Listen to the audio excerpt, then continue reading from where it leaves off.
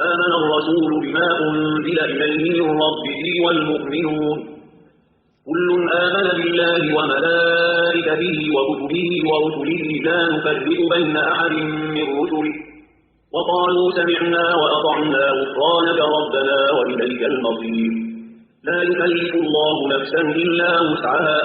لها ما كسبت وعليها ما اكتسبت ربنا لا تؤاخذنا إن نسينا أو أخطأنا ربنا ولا تحمل علينا إصرا كما حملته على الذين من قبلنا ربنا ولا تحملنا ما لا طاقة لنا به واعف عنا واغفر لنا وارحمنا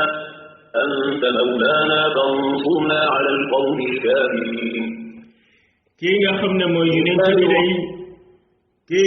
mooy yonent bi day moom gëm na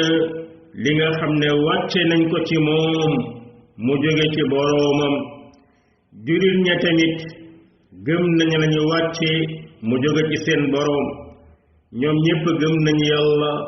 ak i malaakaam ak i téeréem ak i yonentam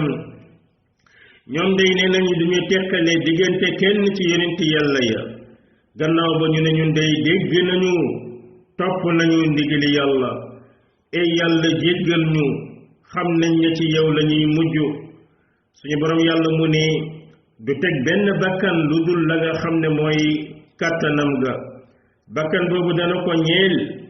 lépp lu mu fàggu ci lu baax dana dellu ca moom lépp lu mu fàggu ci lu bon ey yàlla suñu borom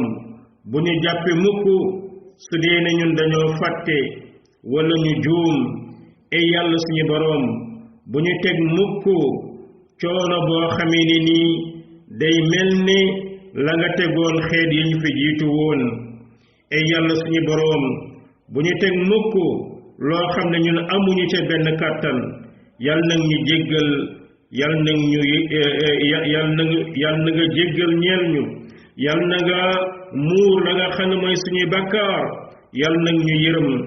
ey yàlla yow yaay suñu féete yal nag ñu dimbali te la nga xam ne mooy xeetu yéeféer ya